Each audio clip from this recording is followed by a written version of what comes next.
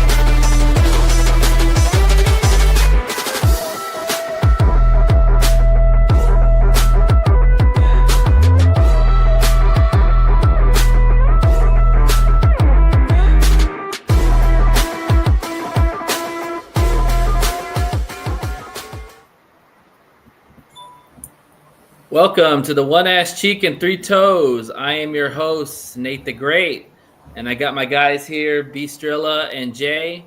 Fellas, how you doing today? Yeah, Ryan. Good, man. Very good. Great, man. Yeah. Jay, we can't see your screen, buddy. I know. I'm having some technical difficulties over here, and I'm working through those now, but hopefully it starts to act right very soon. All right, sounds good. Yeah, so happy Tuesday to y'all. Guys, we're only, 3 weeks away? Mm-hmm. 3 weeks away from the opening season of the football. Eagles and Cowboys should be a good game. So y'all tell me, what up, man? what are y'all? Oh, talking about man. What up, man? Y'all tell me how y'all feeling, man. How are y'all? You know, this is the second preseason game. Tell me what your feeling is going into the third preseason game. Just like feeling overall. Are there any feelings? You want to answer that, B, or you want me to? Yeah, you can go ahead. I know. Okay. I know how B feels. B don't minister. All honesty, 100% transparency. I feel good. It's not a bad feeling in me at all. I feel more good than anything, but yeah, I just like having football back. I don't know, call me crazy, color me crazy. Oh my God, he's getting excited about preseason football, but it's a lot more to it. I get to see some of the younger guys go out there and play, kind of see what they got. Yeah. And it just gets the blood flowing, man. It really just gets the heart pumping, and you getting ready for football season again, man. And I love this time of year. Seriously. It's a great feeling. Crazy. Great feeling. All right. Well, let's just go ahead and get started, fellas. Welcome to the show. And let's start with Mr. Jay's news. So, Jay's, what you got today? All right. So, I'm pretty sure everybody has been following what's been going on around the league, especially Lions fans, when it comes to Trey Hendrickson. Now, it has been rumored by, Tom Pelissero, that the Cincinnati Bengals have been fielding calls on star defensive end, Trey Hendrickson. Now, they didn't give any specifics of what teams reached out, but I heard that there were a couple draft picks offered to the Cincinnati Bengals, and they rejected it. I didn't hear the Lions' name. Actually, I didn't hear any name at all, like I said, but I want to know from you two, what do you guys think about that? Do you think the Cincinnati Bengals are really serious about trading him? And if so, do you think the Lions should offer up a draft pick and a possible player to get Trey Hendrickson? Go ahead, B. I'll let you go first. Yeah, I don't think they're being serious in the first place. I think they're doing this just like when players demand to be traded. They're trying to throw their hat into the ring and like, hey, we're going to trade you. We ain't going to try it. They've come to a agreement on the length and the amount of the contract. The problem is the guaranteed money. Yep. And that's the only thing. If they want, if that's what's all that's separating them from them signing, then I guarantee you they're going to sign him. because it's just a matter of putting icing on a cake basically for them. Mm-hmm. So I don't really consider it. It'd be nice if they were thinking about really trading him, but they ain't gonna really trade him. They're just doing that just to piss him off, basically. Absolutely, I agree 100%. What do you think, Nate? I don't know. I mean, I think that honestly, they're really playing with fire because the season is upon us. He hasn't practiced, and the guaranteed money is usually the hardest part of a contract.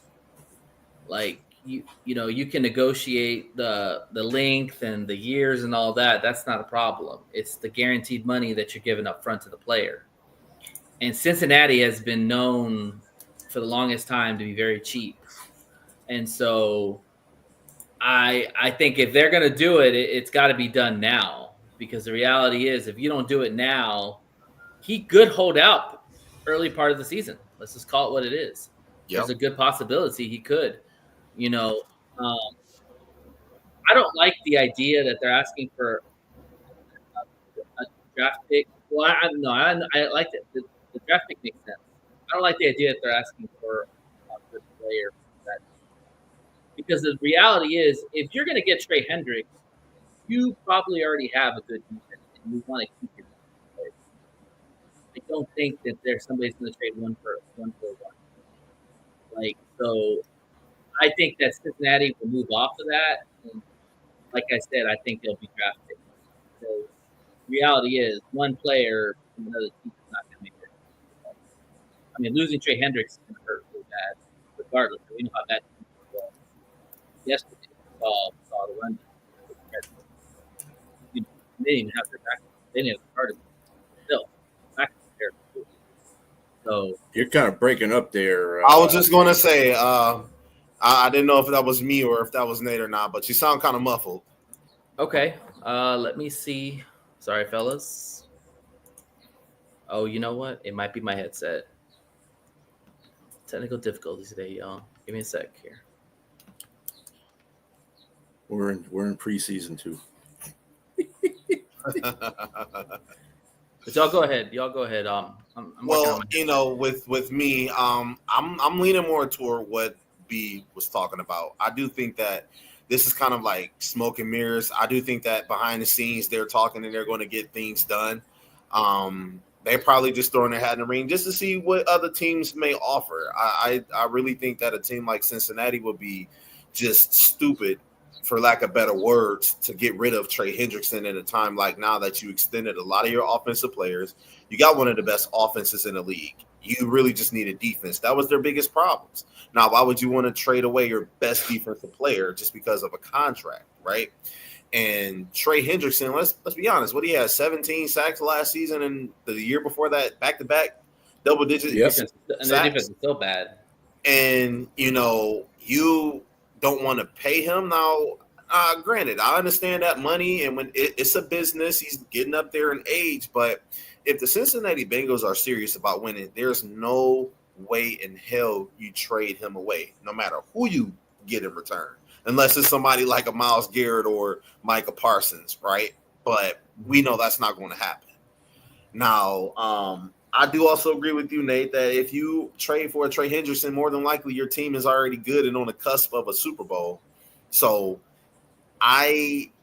you're not giving up a key piece of your defense. I just don't think it's going to happen. I cannot see it happening. I think that maybe very first week, week one, he probably gets his extension that he wants. Because if he don't, I just can't see him sitting out. I don't know how that'll happen.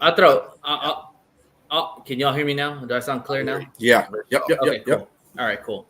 I'll throw another caveat out there too. The fact is that he's not the only pass rusher that's wanting a new deal. Micah Parsons still out there, and the younger Micah Parsons. And so I think a lot of these teams that are inquiring about Trey are also keeping their eye open with Micah Parsons, because if you ask me, the Micah Parsons situation looks a lot more bad. Like there's reports out that say that they don't think the deal is even going to get done, that Micah doesn't even want to play for the Cowboys anymore. Like what he says about him, like putting that whole thing out there about how he just feels slighted and all that. I think this very well could. He's going to play this year, but it could be an impasse after this year. Yeah. So I think teams are just kind of keeping both eyes on both players and seeing what's going to happen. But we're getting right to the season, guys. So I mean, I don't know what the Bengals end game is on this, because Hendricks seems like he'll hold out. So we'll see. Yeah. All right, moving on to some more news.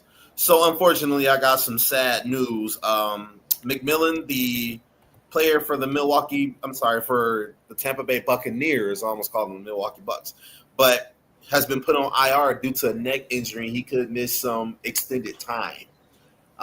Reports out of Tampa Bay. It's becoming a common thing that a lot of these players are starting to get injured a lot more. I just want to know, how do you guys feel about that? Like, if you were Tampa Bay, do you put all of your players on in bubble wrap and sit them, or do you still give them those live reps that they need? You need live reps. I mean, I'm actually glad to see some of the starters playing in preseason, because you need to ramp up before the regular season starts. Mm-hmm. You don't have to play a full quarter, you don't have to play a full half, but at least play 10 snaps, 10 to 12 snaps, maybe a couple of series. But you've got to get your guys some live feeling before you put them to the fire. A lot of these teams are going to be facing gauntlets of opponents right off the bat. I mean, and so look at the Cowboys. I mean, Dak's going to be going against the Eagles defense game 1. He's probably not even going to play a preseason game. So, I mean, but he is a veteran player.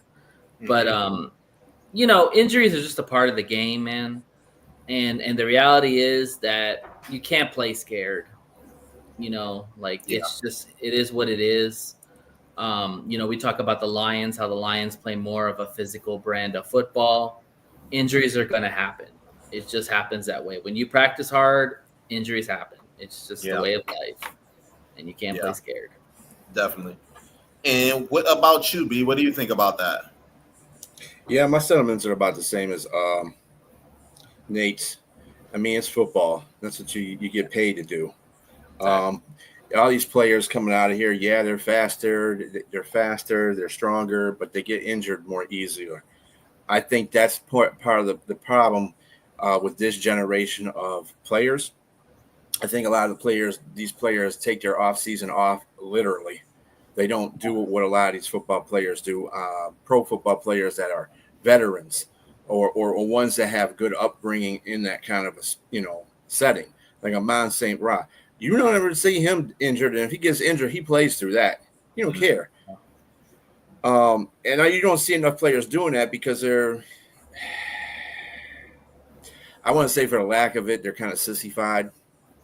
A lack of wording on that. They're sissified. It come from a generation where they don't put a lot of effort in what they're doing because they have God-given talent that something's owed to them. And so they don't feel they need to work at it, anything. And you see this in college football too now. So it's becoming a habit, and it's a bad habit for football. It's just going to get more and more. It's going to get worse and worse as it continues on. To add on to that, B, honestly, I think the fact is the lack of exercising and stretching and doing core work is a correlation of all these soft tissue injuries. If you guys used to work out when you were younger in high school, most of the people in your gym probably had bigger arms, but they had chicken legs. They never really worked their legs out. Oh, I don't need to work my legs out. I just need to have bigger arms and a bigger chest and all that. Well, you need to have legs. You need to have bigger legs. I mean, you look at some of the big running backs like Saquon, hell, even Gibbs. They got massive thighs, big quads, and I guarantee you, they don't skip a leg day. Yeah. But a lot of these other players do, and it's crazy because a lot of these guys need their legs tremendously to play football. And the fact is that you neglect that at times. It's pretty sad. Absolutely. Yeah, absolutely. And, well wishes to him and to anyone out there that's facing any injuries. I know it can be rough, especially at the start of the season. One of our guys gotten injured. Hussein Ahmed, guy from Boise State, expected to miss some time. So prayers to all of them, and hope they can come back sooner. And speedy recovery for those guys. And also, too, Jay, that's why they got Ibuka, because now Ibuka will step into that role along with Godwin and Evans. Mike Evans, yeah, so, absolutely. Yeah. Absolutely. So I got something else really quick. Did you guys see that Daniel Jones won the starting job for the Indianapolis Colts over Anthony Richardson? Now, a couple years ago, Anthony Richardson was taking that number 4, was it, in the 2023 draft? And Daniel Jones, a guy whose career was spiraling. I mean, let's be honest. His career was spiraling leaving the New York Giants, and he went to Minnesota late last season, and now he's with the Indianapolis Colts. I mean, is that a clear sign that Indianapolis is going to move on from him, or do you think they're just trying to teach him a lesson? That sounds like they're moving on from him. Yeah. Because if that was the case, they would have started him, and if he fell on his face, because they give him a chance, then Daniel Jones could come in there, and clean up a little bit. But other than that, no, they just lost all hope for him now. And I think, you know what? And the thing that I think that set him down apart from that whole situation was the one play he got injured in preseason where he did not look at the blitz. He did not understand where everything was on the field. His field awareness was zero, and when he got hit, he should have saw that coming. Yeah. So I think that's what really set it over the top for him. Yeah. His field his field awareness is like crap. Yeah. And according to Steichen, Steichen said basically it's Daniel Jones's job. It's not just a temporary situation. It's his job to take. And the only way we see Richardson is if Daniel Jones just falls on his ass and doesn't do nothing, which gets hurt. Yeah. And he gets hurt now. Yeah, hey, let's be honest, man. Daniel Jones, I know we give him a lot of crap, but I think that if you put him in the right situation, that's not New York or LA, I think that you can get something out of him. You can get minimal production out of him, something like you would see from Sam Darnold. And for them to invest a draft pick into a project like Anthony Richardson and they're moving on from him already, I agree. They're ready to move on from that guy. Because if you remember last year, this is the same guy who pulled himself out of the game because he said he was tired. They asked him, like, hey, were you injured? Did something happen? Well, yeah, I needed a breather because I'm tired. Now, I'm paraphrasing. But, now as a quarterback, you're supposed to be the leader of that offense, of the team, really. Now, when you want to go out there and give inspirational quotes, people are going to look at you like you're crazy. Like, dude, you gave up on us last year. You pulled yourself out of the game. So, paint it how you want. But Anthony Richardson, I'm sorry. Your time is your days are numbered in Indianapolis. And you better hope to God that some team out there would pick you up. Because once you have a reputation of being a quitter, that's it. You don't get any second chances in the NFL, especially when you're known as a quitter. And let's not forget about his stat line last year. The year he got drafted, he was 60%, and he threw like 7 touchdowns and had 2 turnovers. Last year, he was 48%, and he had 14 touchdowns. 14 touchdowns and 15 interceptions. Oof. That's not improvement. Oof. Yeah, and I remember that game when we played him, the Colts, and there were times where he made some plays, and there was times where he missed a lot of layups, and the thing is with the Colts situation, it's kind of tough because honestly, the biggest cheerleader for Anthony Richardson was the late Jim Irsay. He was the one that really pushed to draft Richardson. And so now that he's gone and there's new ownership, it's going to be interesting to see what happens. I think right now they'll rock with Richardson and Jones, but in the offseason, I definitely think that they're either going to draft a quarterback and they're going to try to find a way to get something out of Anthony Richardson, even if it means giving up or getting like a 6th or 7th round pick for a top 5 pick. That's the reality of getting a quarterback that hasn't produced. The value is a 4th, 5th, or 6th or 7th. So absolutely. And when you think about it, they're in a bad division. They know they are a bad team, and they could possibly be the worst team in that division, right? So, I mean, I don't see It could have be the the worst best team in quarterback. that division too. I they mean, could like you bet said, on- it depends what Daniel Jones does. If Daniel flourishes under this whole system, I mean, Indianapolis could be a pretty good team in that division. Yeah, they have a solid roster. I see flashes of good stuff with Daniel Jones. Yes, he's been clownish. You know, he had really one good season with the Giants, but the one, you know, everybody remembers him for tripping over a yard line when he was running away from everybody. Mhm. I mean, it's funny. That makes good TV and good bloopers and good memes and stuff like that. But at the Right. same time, Daniel Jones is he's a pretty good quarterback. He ain't the worst quarterback I've seen out there. The worst quarterback I've seen out there is the one he's playing with, and that's Richardson. That dude is terrible. Yeah, he's just flat out terrible. yeah, that guy. Serious coaching. I mean, you know, when I look at the Colts, I'm kind of looking at the Peyton Manning and how Jim Irsay and how they ran that team back then, but you haven't really gotten much production from any quarterback, even with Joe Flacco being there. But no, I'm sorry, not Joe Flacco, but what was his name? Matt Ryan a couple years ago. But I look at it this way. If they want to be serious about being a contending team, you got young pieces. You still got a nice young running back. You got a couple good receivers over there. You just drafted a tight end. You tank. I'm sorry. You tank and you get your quarterback. Archie Manning may be coming out this year. We'll see how that goes when he play in college, but that's a topic for the future. You can't go. You can't proceed with Daniel Jones. I mean, it's really disheartening if you ask me that Richardson can't live up to his expectation, knowing how much talent he has. I mean, Well, I will say this about Daniel Jones is that Shane Steichen, the coach of the Colts, worked with Jalen Hurts, you know, when he was in Philadelphia and kind of developed his game. You know, I think he could if he can't work with if Daniel Jones doesn't work with Shane Steichen, Daniel Jones' career is over. yeah. Because Shane Steichen is kind of a quarterback whisperer himself, you know, and that's what kind of surprises me about with Anthony Richardson is what didn't go right between those two. You know, like if it's all Richardson, then that's fine. But I don't place blame on somebody 100%. I think it takes two to tango. And so maybe they didn't see eye to eye. Maybe he didn't want to run certain plays. I don't know. But Yeah, Daniel Jones is a veteran, you know. Really quick, sorry to cut you off. I'm sorry. No, you're fine. You're good. I really agree, but I also have to say Richardson did it to himself.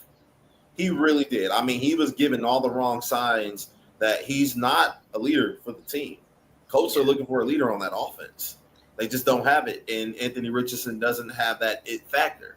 Now, they knew the risk of drafting him because everybody said he's not a quarterback. I mean, he has talent, but, you know, he has accuracy issues. He also has character issues. It was alleged that he had character issues as well.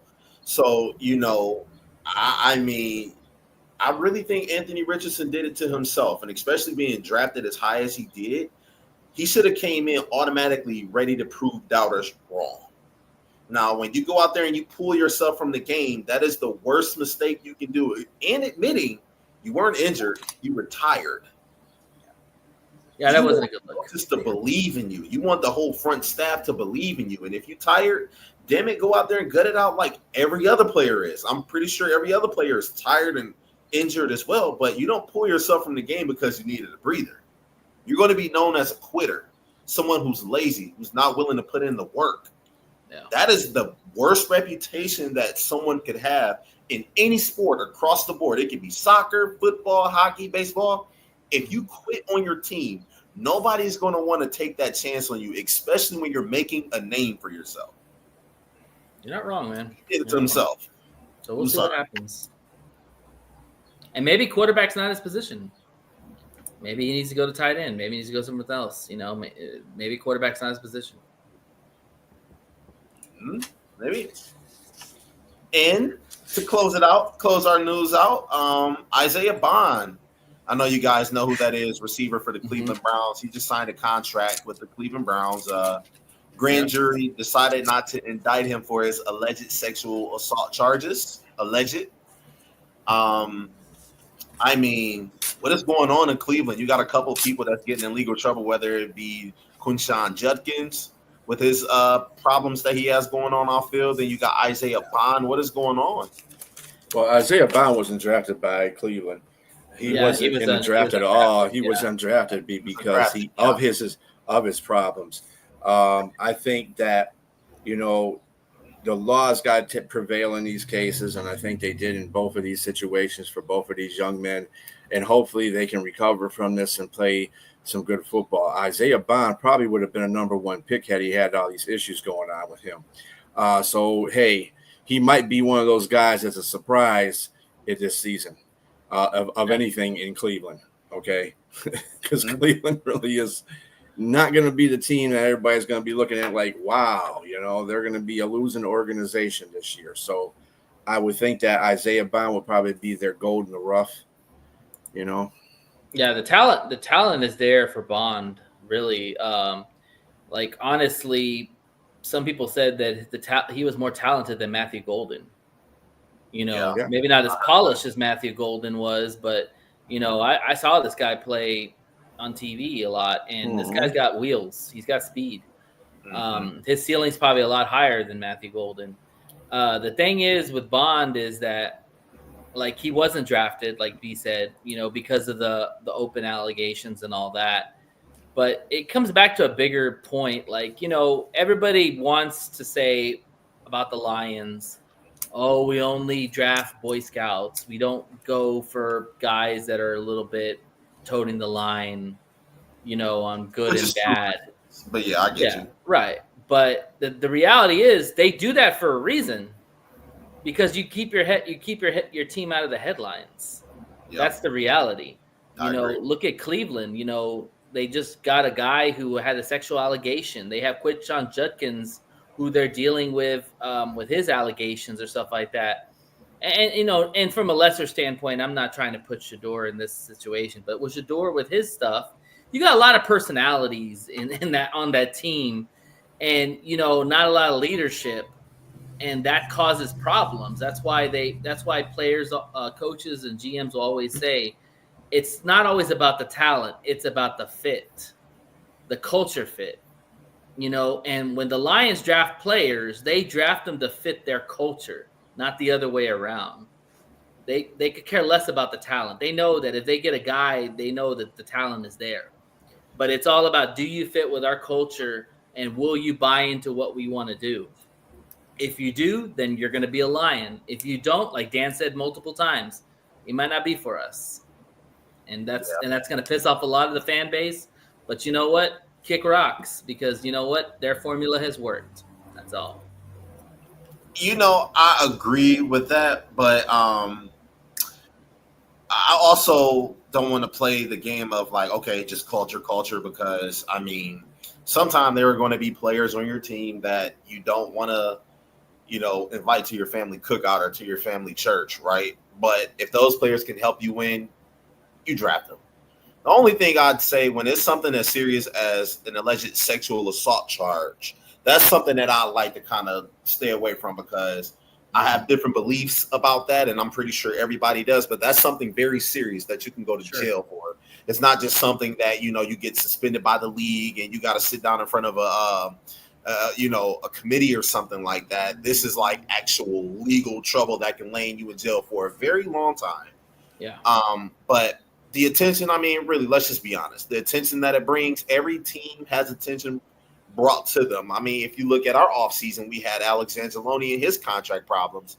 We had a couple guys be disgruntled before, right? But when it comes to sexual assault allegedly or murder allegedly or something like that, that is the stuff that I'd like to really back. It's because we bring in players that are family men, that are leaders, that have been captains on teams. Absolutely. It's not, I get it. It's not a sexy player like in a lot of means, but the reality is, and I'll push back on what you just said, it is about the culture, Jay.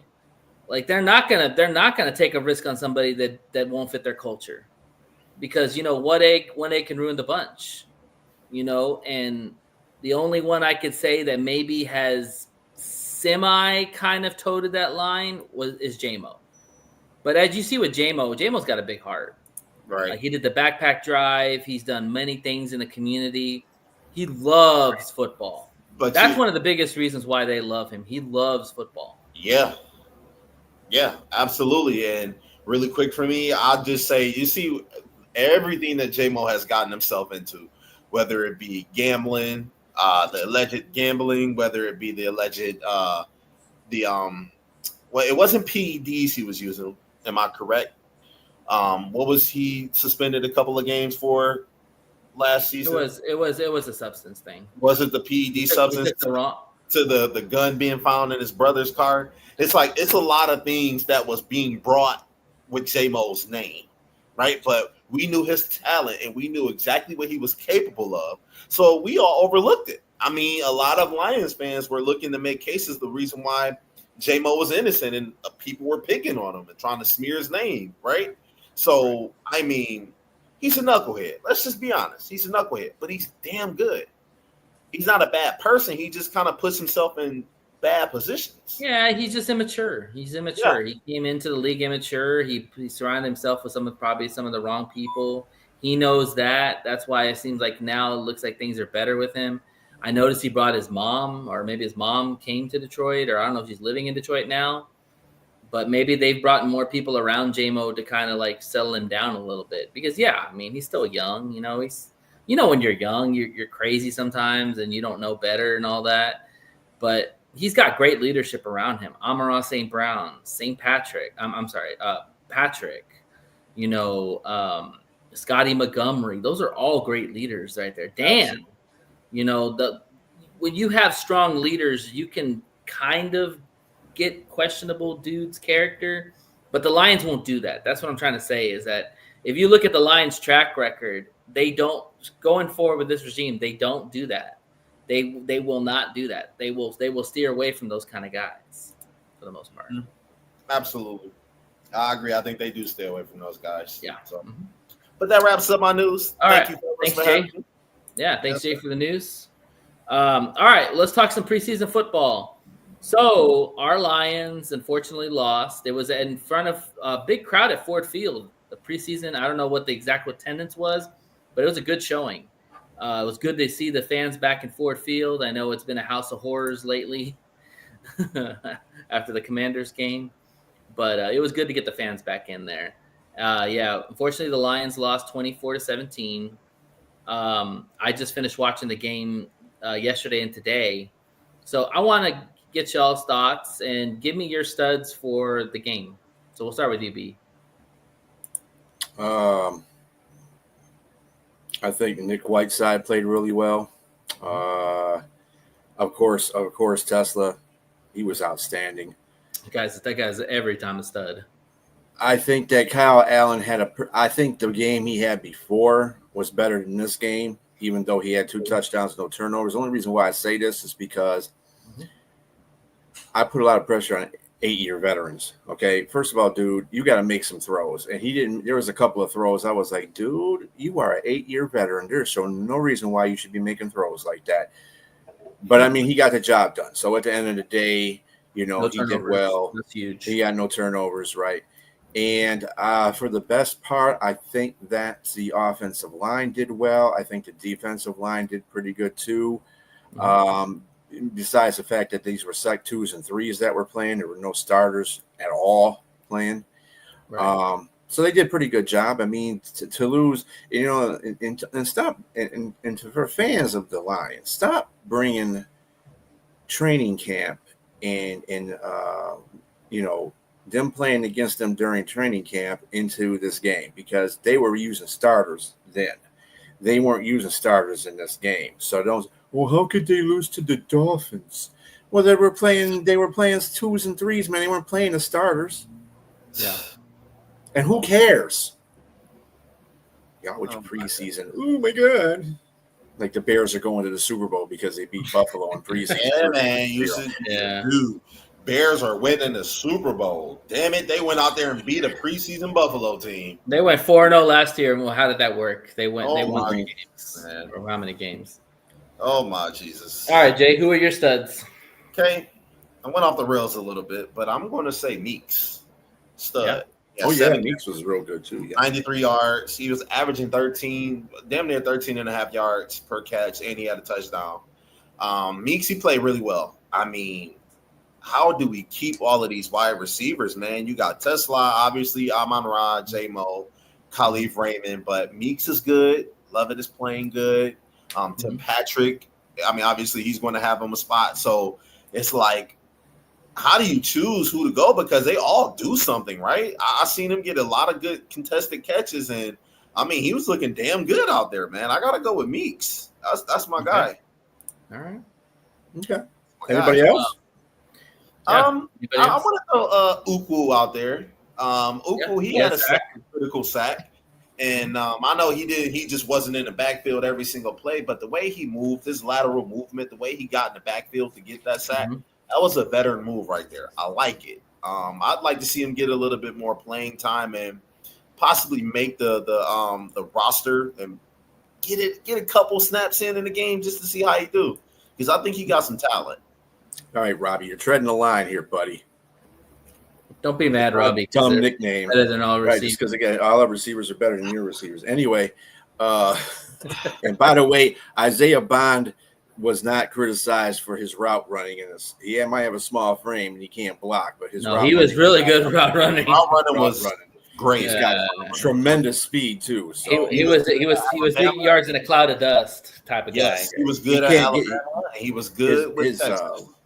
His coverage against one-on-one coverage though needs to be improved. He needs to get off of that. That's what it is. Yeah, Golden's route running was really pristine. That's what people liked about him in his hands. But Bond definitely has a higher ceiling. So for me, honestly, my guy Grant Stewart, man, he keeps popping every game. He makes TFLs or he makes plays. He forced a fumble. Really glad to see him. I think he's a lock to make the roster. He's going to be a lock to even be a rotation player. Like, he's going to be in there at times along with Barnes. Yeah. He might outseed Rodrigo. I hate to say it. I love Rodrigo, but I mean, when you're making plays like that, forcing fumbles and tackling, making TFLs, they're gonna give you a shot. Sion Vaki coming back from the injury, dude, freaking forced a fumble, and his running was good. Like, it was solid, it was strong. He hit the hole, got some good yardage. I really like him going forward. And then also Cooper on the D line. That's been somebody that really nobody's talked about a lot coming out of Houston. Really good, twitchy, 3-tech type of tackle. Man, he blows stuff up in the middle. Like, I really like him a lot. And then also, too, I'm going to give a shout-out to Shep. Honestly, like, I like some of the blitz packages that he brought in the game. Hell and he's not afraid to bring pressure. Like, I feel like AG brought pressure when he had to bring pressure. When he had no guys, he had to bring pressure. When he lost Aiden, he had to bring pressure. Shep wants to bring pressure regardless of who he has out there. And the fact that he's doing this against 2s and 3s, just imagine what he can utilize with our 1s. Like, I'm impressed by Shep. I really am. I know it's preseason, and I'm going to pump the brakes because I still think our pass defense is really bad. As from what I've seen in the preseason for the most part. But man, I like the packages that Shep's throwing out there. Absolutely. Pass rush has been pretty decent in the last 2 games. Yeah. Another person that nobody's mentioned is Zach Cunningham. Zach Cunningham has taken his veteranship, and he's for a guy that's been playing in the league for a while and is a proud linebacker. You were a starting linebacker on all the teams that you've been on, except for now because you're older and you're called into backup linebackers that we have starting. But he's been doing an admirable job. He's been getting these kids together. I think a lot of this defense has been around his tutelage too, not just Shep, but him, telling where they need to be at and stuff like that. Great. Zach's been great. I'm definitely he's making the 53-man roster. Yeah. I can see that. Yeah. Yeah, I think Zach benefited from Alex not playing. because really I think they quietly brought Zach in because they didn't know what the situation with Alex was going to happen, and the fact is that they figured that, hey, this Cunningham guy is doing well and he's making plays. Let's keep him on the roster. And then when Alex comes back, then we're just going to have even a deeper rotation of linebackers. Let's talk about your duds. We'll go with EJ first. Unfortunately, I have to go with Hendon Hooker. I'm pretty sure everybody's going to say Hendon Hooker, right? I don't know what it is with him. I can't. I'm not even going to really say much about him. I'm just going to say he doesn't seem like he can be a pro-style quarterback. He can't line up under center. I think he's really just used to the air raid offense he played with in Tennessee.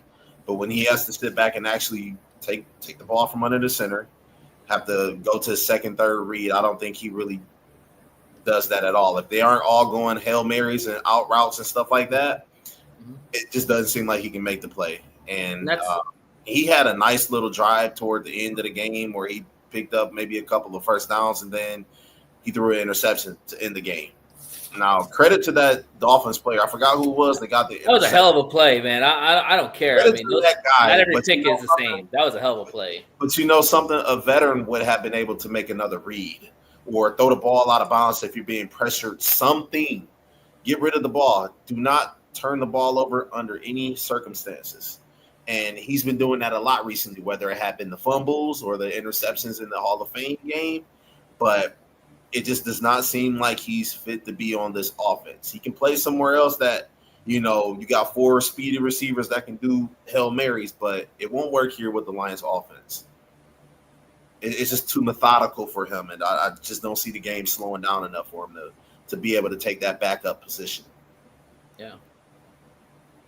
That of the game right there for sure. B, you have anybody you want to add? No, I mean, the only other thing about Hooker is that he's doing the same thing he did in the last game. He's looking to run instead of pass. Mm-hmm. Dude, you're not looking at all your reads, and that's telltale for with the first or the second unit. You're not, or the second and the third unit in his case. But it's a time, dude. You've been doing this for 3 years. What has not come through your head that you? I'm not understanding what you're not seeing out there. If you're not listening to your quarterback's coach, I don't know what's going on with you, Hooker. But you are not the guy for this city. You are not the guy to lead this offense if crunch time needs to be. It's just that simple. Sorry, dude. We gotta move on from you. The other dud I wouldn't say duds. We haven't got turnovers, which is telltale. I mean, Dan kind of gets racked about it. I'm not really caring about it because there still are 2 and 3s out there. So turnovers are going to it's a clown show anyway. When you get, they were right there. I did watch the game. You're right, B. Yeah, we had like 5 or 6 turnovers. Yeah. So I mean, they're getting there, but hey, hold on to the ball. If you're going to jump the route and get the ball. Don't I don't understand the DBs are not wide receivers. That's the reason why they're DBs. But that's a bad line anyway, because a lot of DBs could be wide receivers. As many wide receivers drop these balls. But anyway, you just got to finish the play. And the fumbles, man, they were just bad luck fumbles. They were just took a bad bounce. Both, I saw like a couple fumbles just like bounce right back into another play, the opposition Dolphins' hands. So it was weird. But when have we ever seen, like, just looking at Lions games in general, I feel like we never get fumbles. Like, even if the ball comes out, we have people around it, they always find a way to get the ball back. I've seen so many times in games where we look like we had that fumble, and for some reason we don't recover it. And I'm like, I don't know if that's spatial awareness. I don't know if that's just, the fact that we were just slow in that play. I have no idea. But that to me is one of the frustrating things, especially when you have more players than the opposing team has, and you can't get the damn fumble. You can't get the ball. They've gotten fumbles. I think what it is that when they come to the ball, it's kind of like the sack thing. They get close to getting a sack and they don't get it because they're just playing overzealous football, kind of like what Dan was alluding to a couple of weeks ago when he was talking about he wants to see defensive linemen get to and finish the play not fall down around a guy or whiff on a tackle or something like that. Absolutely. And seems to be a MO with this line when Aiden Hutchinson's not playing. Of course, Aiden Hutchinson's the one usually getting all the sacks. So it's I don't know, man. It's one of those things that'll come together one day at a surprising, alarming rate. They'll start leading the league in sacks because it'll just come to them. Yeah, it'll just come to them. Yeah, so my dud actually was the whole damn team with penalties. Like too many pre-snap penalties, man. Like too many holdings, shifting or whatever it was. I mean, come on, man. I mean, I know it's preseason, and I know we're probably playing with guys that aren't even going to make the roster or won't even see the field as much. But come on, man. Like, that's just too sloppy. That's the second time. The first game, the Hall of Fame game, same thing. Penalties, just ugly sloppiness. Yep. Like, man, I mean, if I'm Dan, man, I'm yelling the crap out of freaking Johnny Moe.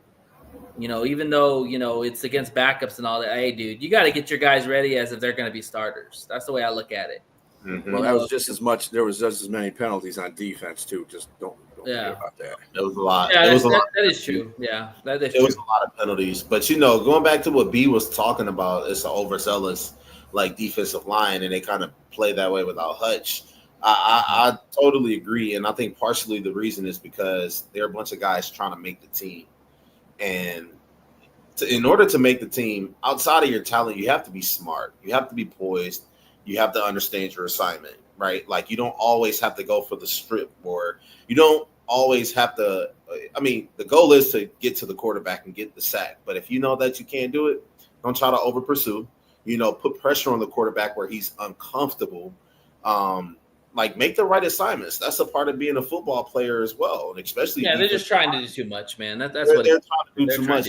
They aren't playing poised. They aren't playing to complete their assignment. They're playing just to rack up the stats and hey, I did that, Yeah. And that's something that I'd like to see not just the second and third stringers do, but also our starters as well.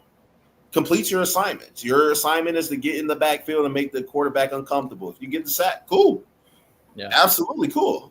But complete your assignment, man. Beat your blocker. Don't let the blocker beat you, Mm-hmm. And it just seemed like who's ever out there it just seemed like they just can't get the job done. Now, it's preseason. I don't read too much into it, but damn, I do want to see some sacks. I do want to see some turnovers. I want to see somebody get an interception or off defensive lineman batting the ball down. Well, you see other teams doing that, so that's why you want to see it. Yeah, exactly. And they're playing with backups too. Have we seen one batted ball from our defensive line? Yeah. Oh, defensive line. I think we had one. Yeah, I think there was one in the game. But when you have a Lee McNeil out there, you got Hutchinson. They can get if they throwing it right over their head, they'll put their hands up. You don't see that. I mean, they had 9 PBUs in the game, so that was pretty good. Talking about the defensive line. Yeah, I know. I'm just saying. So that's just something that I want to see from our guys on the up and coming. Let me ask you a question real quick before we wrap up this preseason game. Something that's been rattling my head for a little bit, and I want to get y'all's opinion on it. Jay, you brought up a great point about Anthony Richardson, and Hooker. Those two quarterbacks played in very spread offenses. I think, Richardson ran through the gun most of the time. He was hardly ever under center. That's obviously a hard transition to the NFL, because when you've done that for so long, to go under center, to read the defense, to read progressions, to know when to step, when not to step, all that stuff. That's all something that if somebody's under the center, it's more innate to them.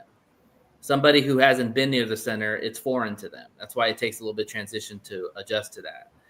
So I look at it from that standpoint that I think that falls on coaching as much as it does on the player, because the coaches have coached those type of players. Mm-hmm. And they should be able to make those players better by coaching them and fixing what they're doing wrong. So my thing is, I think some of the blame has to come to Mark Brunell. and I'll tell you why. Because, listen, Goff was a number 1 pick in the draft. Goff has talent. People want to shit all over Goff all the time. The guy has talent. I saw him play at Cal. The guy could sling it anywhere. He would make every throw. He was never athletic, but he could definitely sling it. So when he came to Detroit, he came more in the doldrums. He came more shocked, emotional. You had to lift him up. He had to lift his confidence up more so than his skill. The skill's always been there. So I don't credit. I think Brew definitely helped him in some areas, but Goff had the talent. Mm-hmm. What I'm trying to get at is that with Hooker, he hasn't really developed Hooker very well either.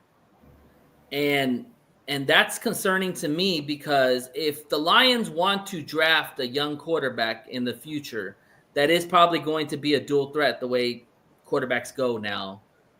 I'm Absolutely. a little concerned that Brew might not be the guy. I want y'all's thoughts on that, because who may not be the guy? Brunell, they call him Brew. Oh. Well, that Mark Brunell, he might not be the quarterback coach to develop these young quarterbacks. I won't say that, and reason being is because he's only had really 2 quarterbacks that he's had worked with, like, really hand in hand. And when you look at Jared Goff is our guy. You see his stats. I mean, numbers speak for himself, right? But when you specifically talk about Hendon Hooker, we're talking about a guy that only in his 2022 season at Tennessee only took maybe 2 or 3 snaps from under the center, and everything else was in shotgun, primarily in shotgun, right? Now, when you look at this offense and the style of offense we play, they're not rarely, but they don't take all their snaps from under the shotgun. You have to actually line under center, take the ball, and then, do your drop back. Hendon Hooker hasn't been able to do that his whole career, whether it had been in college, now transitioning into the NFL. And I think Brad Holmes, I mean, let's just call it what it is. I think he made a mistake by drafting him, because he was going to be that project player. We knew from Jump Street that this guy wasn't going to be the guy to come in and give Goff, competition at quarterback. I believe that wholeheartedly. I think they used him as leverage just in case Goff wanted an unreasonable amount of money for his contract extension. That's just my theory. I could be wrong. Mm-hmm. But Hendon Hooker, I can't ask him to change the way he plays quarterback. No, that's what I'm saying. But that's why it falls on Brew. Like, Brew should be able to coach him up to be under center.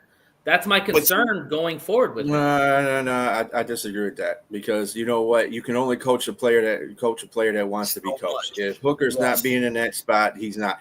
Look at Brom. Jake from State Farm Brom. That dude was freaking awesome. I wish we had him back as a third. And apparently, they didn't think he was, so they got rid of him.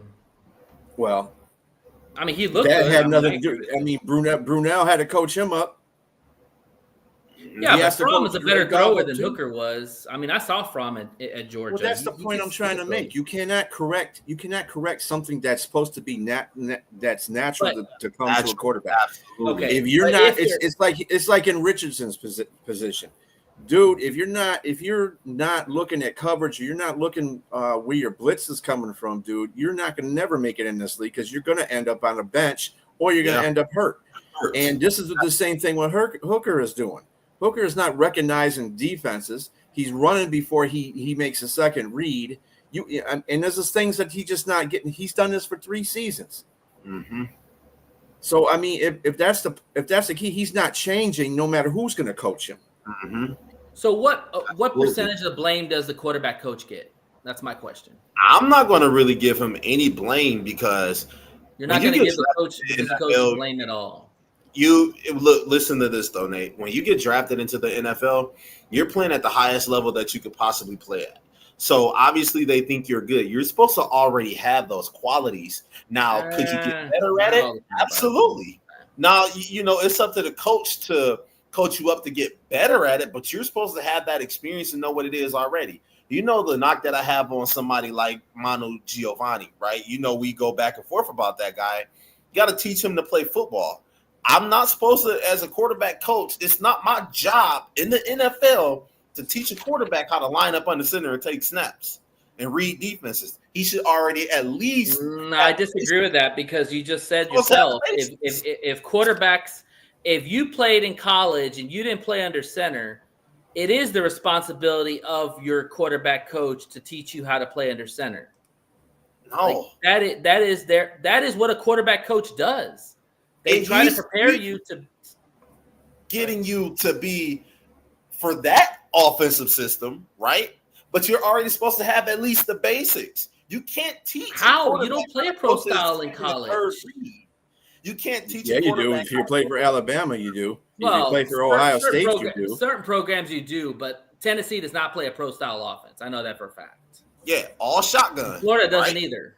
Yeah, Florida all doesn't shotgun, and that's the part that really like when you're talking about lining a quarterback under center after they've been taking shotgun snaps their whole life. That'd be like trying to tell a right-handed pitcher to try to pitch left-handed. Even though he may have a little bit of arm strength and a bit technique on it, you have to play into your strengths, especially at the highest level. You know, you can't teach a quarterback how to be a quarterback in the NFL. That's something that should already be attached to you as you become a pro. Now, it is up to the quarterback coaches to make you better and to bring that out of you, but you already supposed to know how to do it. I'm just really surprised that Hooker went from college, you know, he obviously tore his ACL, missed that first season with the Lions. The guy has regressed at a very rapid rate. And yeah, I get it. He might have some serious mental issues or mental issues with learning the game or learning to read routes or read defenses and all that. I get that. I'm not taking anything away from Hooker, but I'm putting blame on Brew too. Because your quarterback that you drafted, because I guarantee you, Brad drafted this quarterback with the idea that, hey, he's never been under center. He's going to need Brew to show him how to do that. And is that really a guy you want? But think about this, Nate. Is that really a guy you want to come in and be your number 2 quarterback? Oh, not anymore. Probably not. Probably not. That's strictly a project. Regardless of what you think, if you want to place blame on everybody, you might as well put blame. If you're going to blame the quarterback's coach, you got to blame the offensive coordinator. You blame the offensive coordinator, you got to blame Dan. If you got to blame Dan, you got to blame Brad because Brad was the original one who drafted him. And he did not draft him to be. Everybody keeps thinking he drafted Hendon Hooker to take over Goff's spot. No, he drafted him to be a backup and to develop him. He didn't do that. That was not one conference I heard him say that.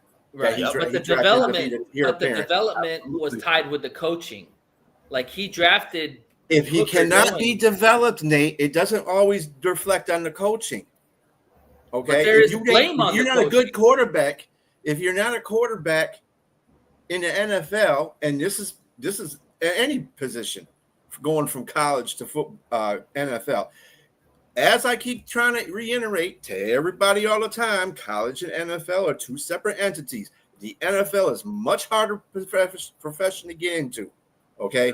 And some players, they can go out there and look great. Tim Tebow is a perfect example of a quarterback that can't make it in the NFL.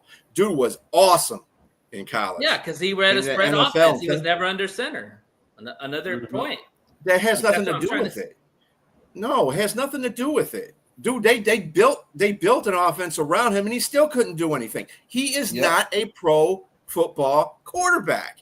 He is a college quarterback. There are players that are just college players, and there are players that translate that to the pro side. Absolutely, and that goes for every position too, right? But think about this, Nate. Like, how much do you blame Daniel Jones's development being hindered on Brian Daboll? Would you say that it's a lot? Yeah, because Brian Daboll worked had success with quarterbacks in the past. Right, exactly. So then you go and you flip the switch and then look and see, oh, he worked with Josh Allen. Josh Allen is one of the best quarterbacks in the game right now. Yeah. Right. So Josh Allen didn't really have the best stats and Heisman type player in college, but as soon as he come in the NFL, he's MVP caliber type quarterback. Yeah, it took a little bit for Josh Allen to really find his footing. His game translated to the NFL, Hendon Hooker's game didn't translate to the NFL. Like B just said, college and the NFL are two separate entities.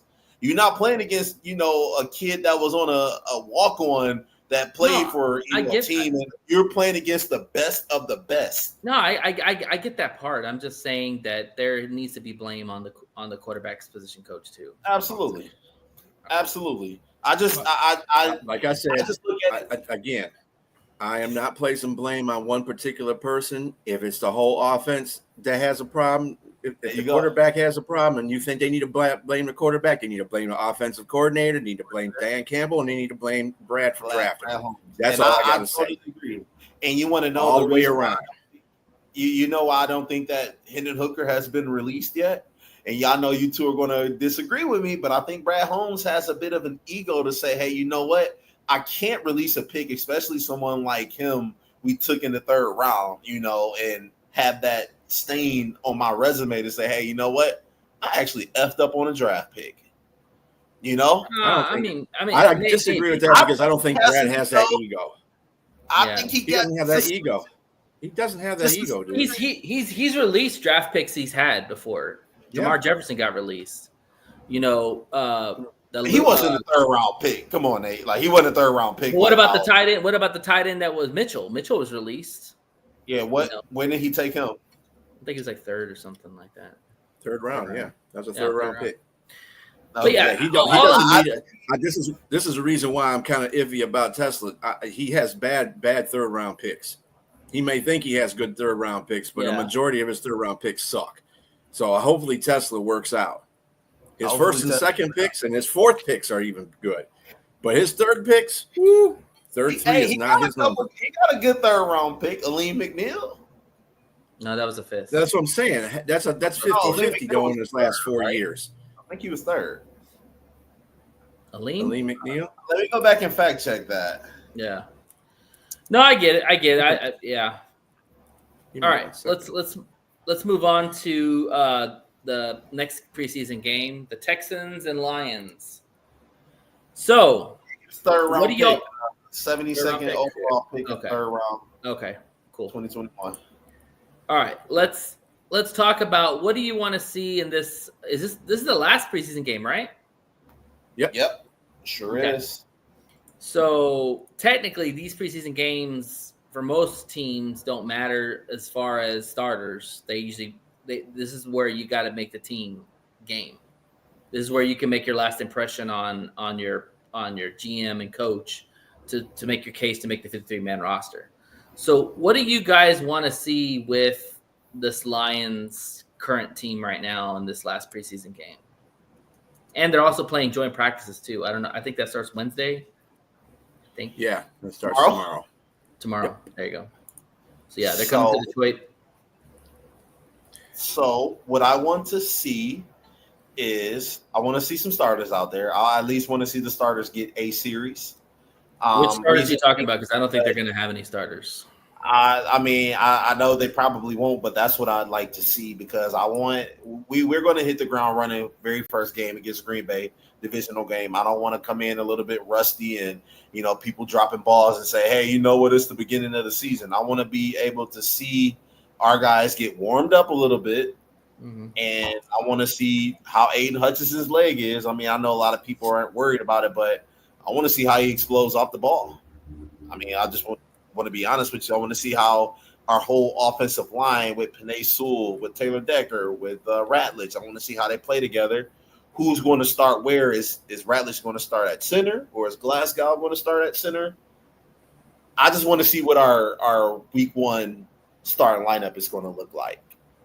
That's what I want to see. Okay. What about you, B? I mean, they probably aren't going to play any starters, which would be bad. I just think that's bad in the first place. I'm with Jay on that. They should play some. Well, did the starters play last preseason? They didn't play. Right? I don't know if they did it. I don't think they did. I think a couple did, but that was about it. I think Goff did play a series last year in the last preseason game. Yeah, I think he did play one series. and then he got out. I don't think they even scored on that series. I think it was a field goal or something like that, but he got off immediately. See, check on that. The preseason game really don't mean too much to me compared to joint practices, because joint practices, the ones are going against the ones. So I want to see what they can do, because Houston has a good defense. They have a very good defense all the way around.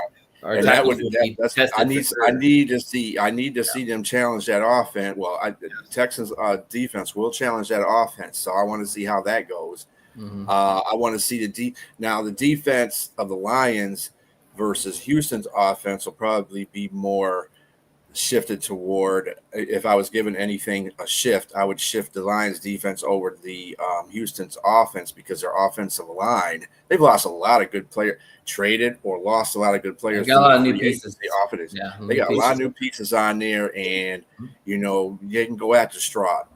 On the other side of that, though, I would give Houston just a benefit of the defense, because they got two good bookends in Will Anderson and Daniil Hunter, and that's just enough right there. They got a couple of good center pieces too, and they got Stingley back there. I don't know if he's going to be playing, because I don't know if he's came back from Johnson. He's not playing. I thought he was playing, because he's hurt. He's not playing. He ain't playing no more this preseason. Yeah, they got Lassiter. They got Lassiter and Stingley, that are two young good cornerbacks that'll be going against JMO and Amara and Tesla. So that'll be good to look at.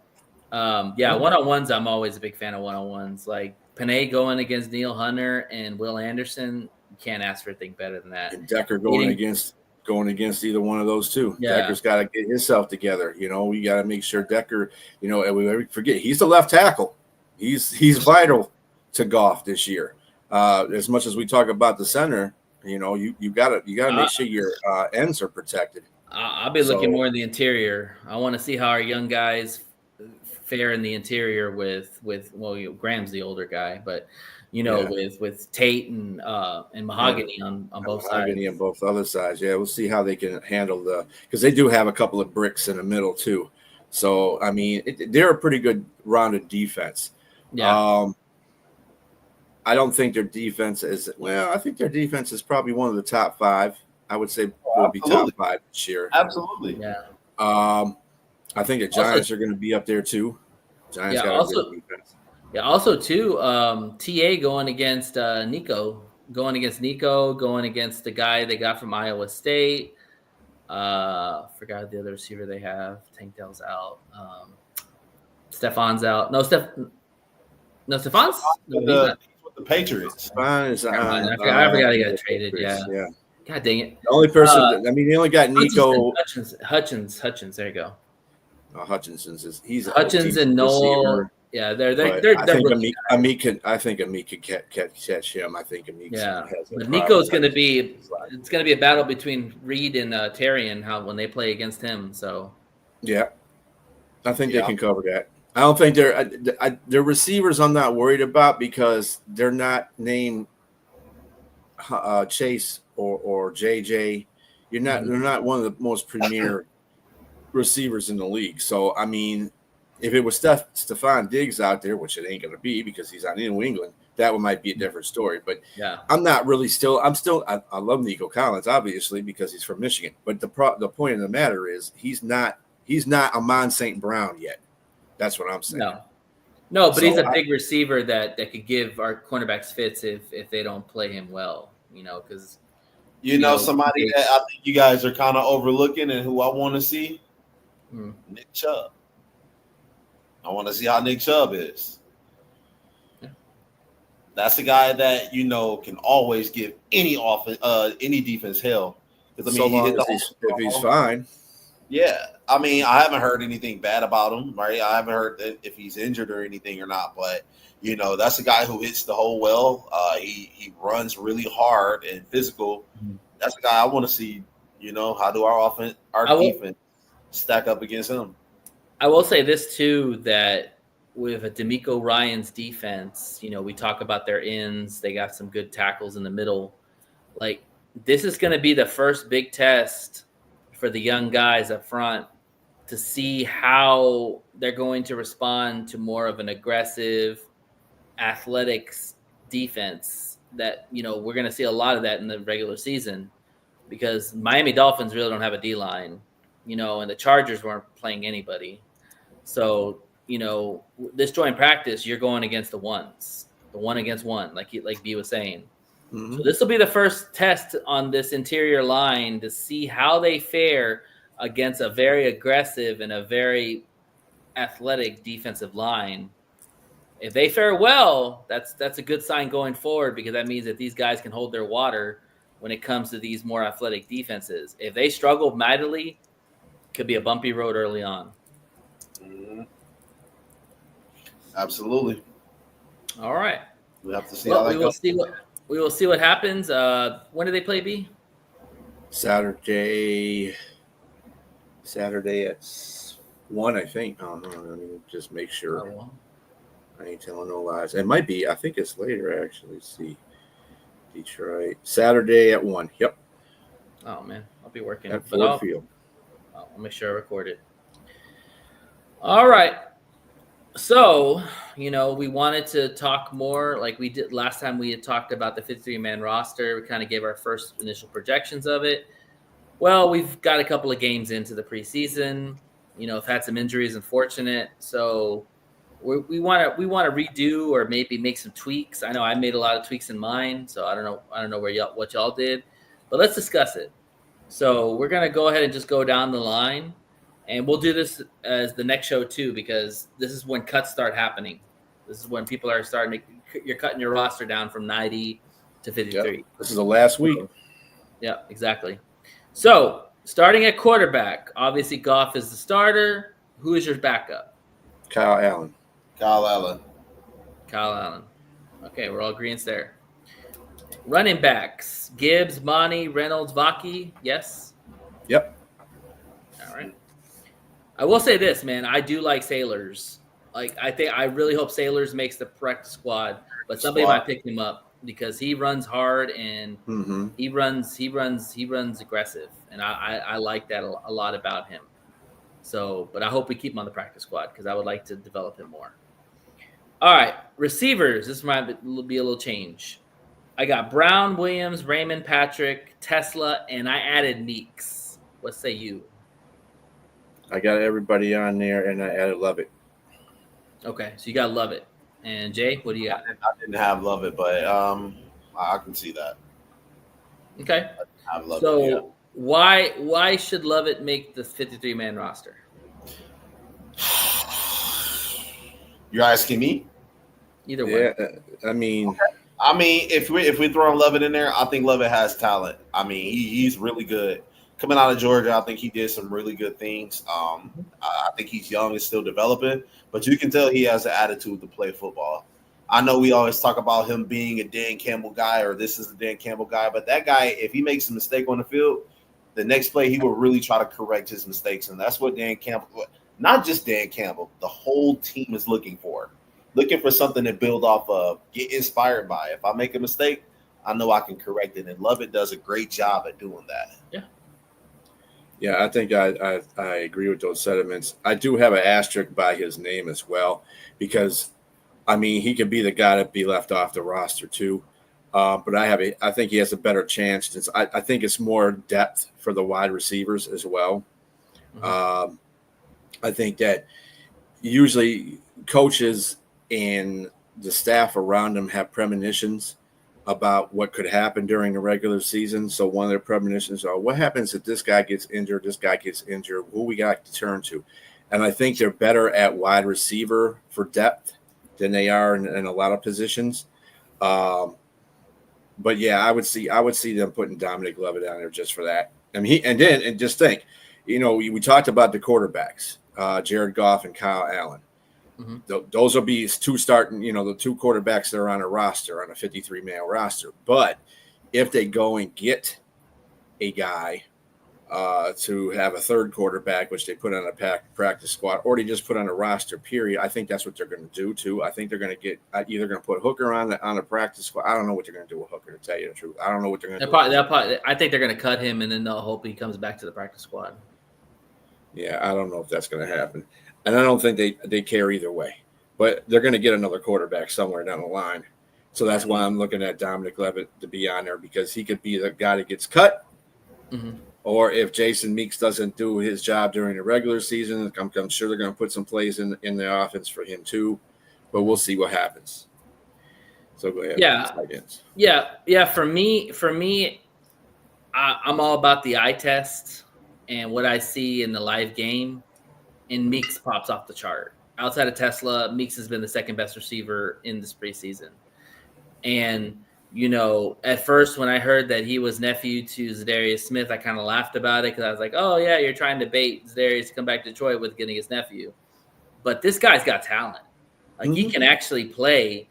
It's kind of interesting, and I haven't I know Phipp did his press conference today. I need to hear it. But I'm kind of curious why he hasn't been trying to use in the return game. I'm assuming maybe he's been used as a gunner, but I don't know why he hasn't been really in the return game. Because I think if it's Lovett or if it's Meeks, those last receivers, you got to be able to be in the return game. And kickoff return is what I mean. Because we know Khalif Raymond's going to be the punt returner unless he gets hurt. But still, you need that sixth receiver to be more in the return game or special teams. So, but I just go ahead. Just remember that Khalif Raymond was actually kickoff returner, and it was either Khalil Dorsey was a kickoff returner or a punt returner. One of them. Those two switched. He was a kickoff returner. So you got to remember, we still got Khalil Dorsey. So yeah. I don't like those options. But they also got Craig Reynolds too. They put back there too. So yeah. But I'm just saying, like, if you're going to carry six receivers, that six receivers is probably going to be more on your special teams side, because of what you need in the return game or as a gunner. So, but if we're just talking eye tests, Meeks blows Lovett out of the water. Like, Meeks has been very consistent. Oh, yeah. Gets in the end zone. I really like him. And I'm afraid if you cut him, he's going to get picked up by somebody. Mm-hmm. So you have to understand that. Lovett, maybe not so much, but Meeks will. So, all right. Tight ends, I got Laporta, Wright, and Zylstra. Yep. Anybody else? Good? All right. Mm-hmm. All right. I guess we'll just go offensive line. So I got Decker, Sewell, Skipper, Manu, Mahogany, Estridge, Glasgow, Awashika, Kingsley, and Neese. I don't have Neese on here. Yeah, Neese was kind of. I got Miles Frazier. Because he's but he's gonna be on the pup, so that's why that counts toward a 53-man roster. Just remember that. If he's on the pup, mm-hmm. I thought that was kind of some of the IR. No, pup is pup. IR is IR. No, he's on the pup, so he's considered on there as a pup. So I didn't know that counted toward a 53-man roster. Okay, well then that's the case, then I'll just put Frazier on there. But they do like Neese a lot. He does play a lot. So yeah. But they're not gonna. I'm not too pleased about Neese. I don't think Neese has been doing that good either. So okay. But anyway, no worries. Jay, do you have anybody different on there? Nope. I had the same people you did. Mine is kind of pretty much still the same, with the subtraction of Norris, obviously due to his injury. Yeah, that's fine. I mean, yeah, no worries. So and Kingsley really has impressed me. Like, he has really stepped up and really played well, and I love the fact that he's an actual center. So if for whatever reasons Graham goes down and Tate struggles at that center position and is more of a guard, hopefully Kingsley can step into that role. Mm-hmm. So I think that's a big reason why they keep him. So let him get some more reps. I definitely think that he's going to be able to play center. Absolutely. Well, he played center at Florida. Mm-hmm. All right. Well, he's the backup. Yeah. Backup. Defense. Yeah. Hutch, Davenport. I got Lynn, Mohammed, and Pascal. For defensive end, yeah. Say that again. You said Hutch. Hutch, Davenport, Lynn, Mohammed, and Pascal. Okay. That's for defensive end. Yeah, defensive end. Is that what you got, Jay? I also threw in what's his name? Is it Uku? Remember, I threw in Uku as well. Uku? Okay. You don't think so? I don't think he's doing it. I don't think he's making that roster. I just got high hopes for that dude. I've always wanted to see that guy. Yeah. But you might be right though, B. But I did have him on my original. I mean, I think we all did at one point. I think that last year when he came on this roster, he was tearing it up. But from what I've heard during the training camp, joint practices, and in these preseason games, he actually had a pretty good one last. But he's one of those guys that plays good against the seconds and the twos and the threes. He doesn't do very good against the ones because they always do combine those defensive packages in training camp and when they do the one-on-ones. So if they're saying he's not got there yet, and there's a lot of people that are not putting him on this list either too. I mean, a lot of incumbents. You're right. So. Absolutely. But right. but I mean, I get you. I'm glad you got hope for the young man. He'll make the practice. I've always wanted wanted to see what he had. I mean, like you see signs that he does good, but then you also hear things like, yeah, he's not there. Like he got tossed around something. I just want to see what he does at the actual professional level where he's out there facing some of their best talent. Go ahead. And then last year, remember, he played in the end of the season because of the injuries that were on the defensive line, and he did a fair job. He didn't do anything impressive. Yeah. He played pretty good. He got some good pressures, but other than that, he wasn't the guy that made or broke anything in those games. So, I mean, I think they looked at that as well. They're looking at that as well. So, I hope he does make the practice squad. That'd be great. Yeah, I think he will. I don't think anybody's going to pick him up. I think and the injuries too have been a big factor in his career so far. So yeah, I think also too when you look at Pascal, we all know Pascal's up and down with his injury situations. So if Uku does make the practice squad, he'll be the first one to pull up if Pascal goes down, or Mohammed or Lynn or something like that. So, so I think he'll make practice squad. All right, defensive tackle. I got Reeder, Williams, Lopez, Cooper, and Wingo. Wingo is back. That's it for me. Well, again, I want to say something about Wingo. You count the pup. I got Reeder, Williams, Lopez, O'Connor, Cooper, McNeil, and Wingo. I forgot about O'Connor. You're right. So, about O'Connor. How does that work, B? When they're on the pup, how does that count against the 53-man roster? I don't understand that. I thought that they always, whenever they come off the pup, they can go into the active roster and they have to move people around.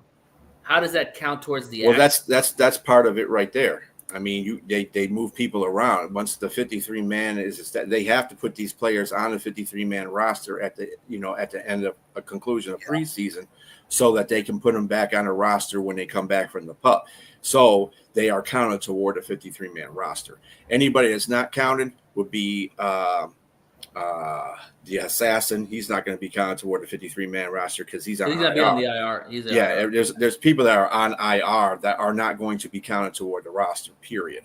So just remember that. When you're on a pup, active pup, which all these guys are basically, except for I think the inactive pup only applied to Aleem McNeil and who was the other guy that it was?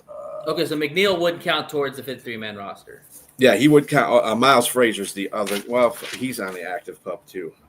But the only inactive guy that we have that's on inactive pup, well, we got Malcolm Rodriguez. That's who I was missing. Malcolm Rodriguez and Aleem McNeil are on the inactive pup, but they still count toward your 53-man roster. Okay. Because and when you count them at the end of preseason, you can shift a lot of players around. When you finalize, so time out. When you finalize your roster for the new season, you have to include McNeil and Rodrigo on there? correct them. But then you move them and get somebody else to add there to that spot. Yeah, I think there's a clause in that you can do that, or you can. I mean, it depends on how. I think it depends on how. No, you know what? You can't, because the Lions have enough people to counteract Aleem McNeil and Rodriguez. Okay, they have enough people on the roster to do that, so they don't have to put them. They don't have to replace them. Only if those players turn out to go on IR, then they can replace them, because they got to go on IR for them to be replaced.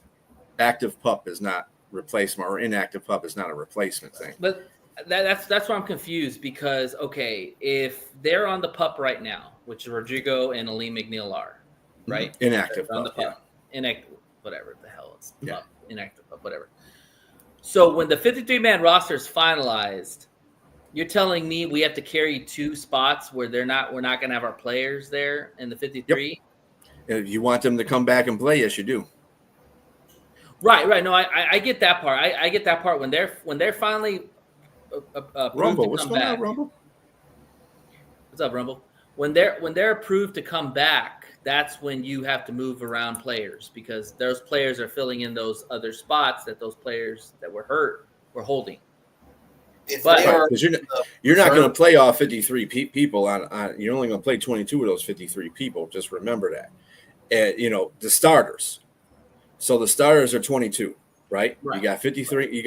That's why you have a 53-man depth But chart. you carry about what, 50 players, and you have like 3 or 4 that are inactives in most games, like 4 or 5, 6 inactives. Yeah. About So, 3 or 4 inactive. Yeah, you got to carry at least about 50 players, I think, or at least about 40 something players on an active game day roster. So during training camp, if they're on the PUP list, then they do count toward the 53-man roster. So, but if they aren't able to practice after training camp, then you can remove them to the reserve PUP list where they don't count. Oh, right. Okay. That's the reason. Yeah, exactly. I got you. That's a very good definition right there. Thank you. Yeah. I was wondering, because when players come off the PUP and they're active, you have to take and move players around, because those players that were holding those spots, now they're going to go back to the inactives and they're going to bring those players up. Exactly, Rumble. Those guys are eligible to step in at any time. So that's they have to have a 53-man roster, but they got to include Aleem McNeil as a starter. Malcolm Rodriguez is not necessarily a starter, but he is a cognate piece to the Lions defense. Those kind of things they have to account for. So at the end of preseason, this is what Jay was alluding to, is at the end of preseason, you're going to have a 53-man roster. What happens when you go into the regular season is a whole different story, because those people can be put on reserve. And then you can, yeah. All right. So just for the purposes of people listening to understand, when we do our 53-man roster, I would probably say let's not count those guys, because they're not technically going to be up there yet, but they're going to come. But we know they're going to be back. You know what I'm saying? Because I didn't include those. That's why I have Cooper. I had a Cooper in that situation, because I think Cooper has done enough in the preseason to justify a spot on the roster. Because he's one of the 3 techs that we have that actually has some ability to rush the passer, along with Wingo. The other guys are more of the space eaters. Williams, Reeder, Lopez. But I think Cooper and Wingo have some little twitch to them that they can rush the passer in three tech situations. So, All right, linebackers. I got Campbell, Anzalone, Barnes, Stewart, Nowaski, and Cunningham. Yep. Sir. Yeah. To the T. Yep. All right. Cornerbacks. I got Reed, Arnold, Robinson, Maddox, and Dorsey. And Maddox? You said Maddox as well? Mm-hmm. Okay. I got Arnold, Reed, Robertson, Yasin, and Dorsey. Yep. Okay.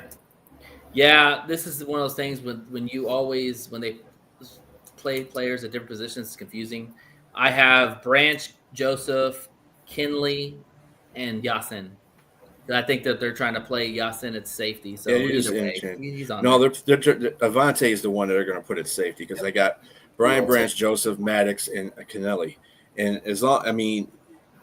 if one of those safeties gets hurt, Rock Ya-Sin can be in there because that's why they're putting them, they're trying them at that position so they can have somebody to fill in case one of the safeties goes down. So, I mean, either way, Yasin or Maddox, whatever, which way you want to switch them out. They're still they're still in DBs, so exactly. And then of course, the special teams, Fox, Bates, Hogan. Nothing new there. Right. Yeah, so I mean, if nothing else changes, really, I think we're gonna have a good roster, a good top roster, good middle roster, and then you've got some guys that if heaven forbid if something happens, I think we will be okay with some depth. How do y'all feel about that? I think Detroit's one of the deepest teams in the NFL. I think a lot of people panic too much about stuff. When one player goes, oh my gosh, no, dude, you got plenty of depth. This is why everybody's making a big deal about Zadarius Smith coming back. Dude, if they felt like they needed to have him back, he would have been at training camp. This is why I don't think they're going to sign him unless there's a major injury on the defensive line. I agree. I just don't see it. I don't see them trading for anybody. I don't see them picking up any free agents. I mean, there's a lot of free agents out there. Probably by that time that they'll have, other teams have let go. That might be interesting to the Lions. You know what I'm saying? So, but until that happens, they're pretty set with I believe they're pretty set with the talent they have right now. With the injury to Hassasin, are you concerned about the defensive in depth at all, or are you happy with what we have right now so far?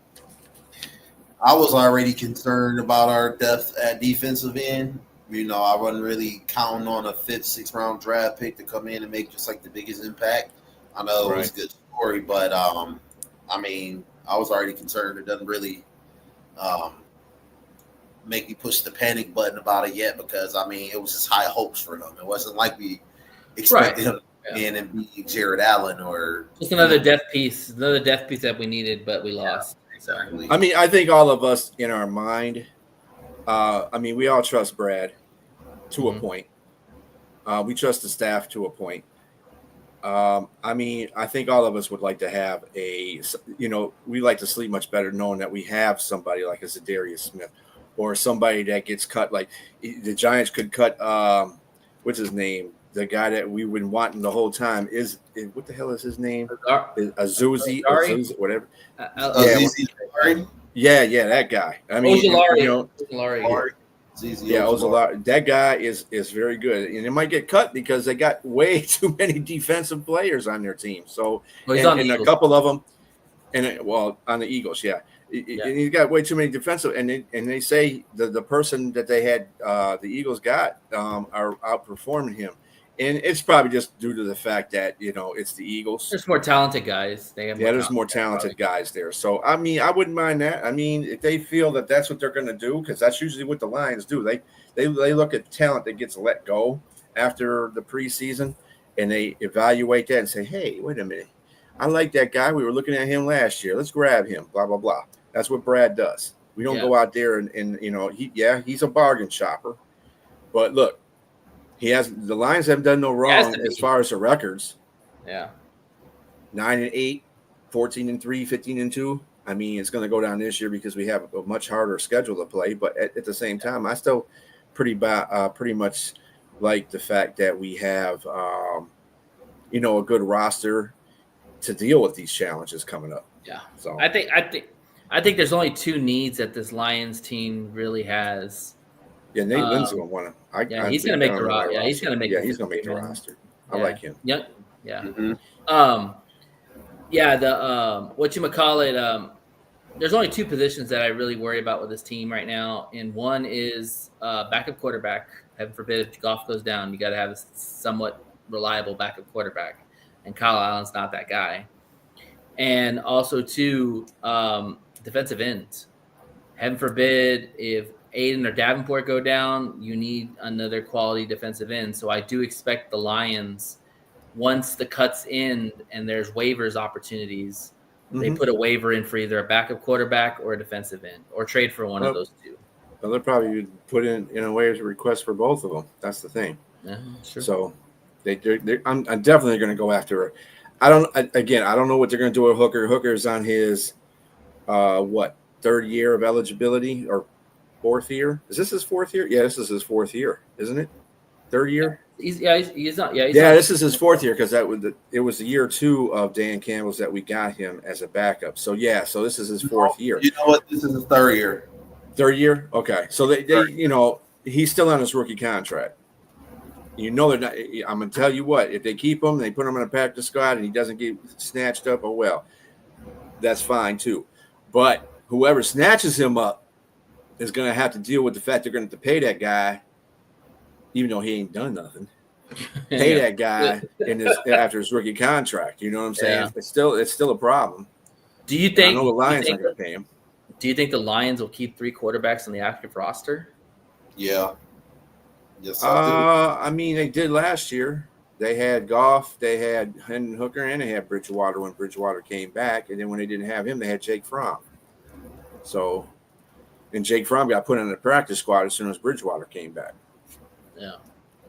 So, I mean, I like to see him go back after Jake Fromm. I think Jake Fromm was a pretty good. I'd keep him as a third quarterback. I don't think I would use him. I would want him as a backup. But in case either one of those two went down, I would like Jake Fromm to be on there. I think he's a good quarterback. Yeah, because you got to think about it. If you take Hooker and put him on the active roster along with Goff and Allen, who are you taking off the active roster that you currently have? Right, and that's why you have some of these guys that will make the roster but are easier to put on either practice squad, because you're going to have to take some. Everything is like it rolls downhill. So if you take somebody from the 53-man roster, put them on a practice squad, then you're going to have to put somebody on a practice squad out. Right. In the past. And I think honestly, if you ask Brad, I think he'd be okay with cutting Hooker and then hoping he lands on the practice squad again. Because I don't think they would want him on the practice squad. That's the point I'm trying to make. They don't want him on the practice squad. I don't think they're satisfied with him right now. If they can cut his ass right now, I'm sure they will. But I don't think he's making a 53-man roster, and they can put him on a practice squad, and I don't know if anybody's going to snatch him up. That's what I'm saying. That's what I'm saying. Like that would be like if they wanted to bring him back to the practice squad, he would have a spot there. I almost guarantee he would. But a big waived him. No, I don't think they would want him to come back on a practice squad, because I would think that by that time they would got another quarterback to fill that position. So I just don't see it. If they put him on a waiver or they cut him, he ain't coming back here. That's it for him. He's toaster. So if we cut him, that's it. What you're saying? That's it. Okay. We gave him plenty of chances. It's going to be one of those things that Brad's going to have to say, you know what, I fucked up that one. So I mean, you ain't gonna be 100% in all your picks. That's all there is to it.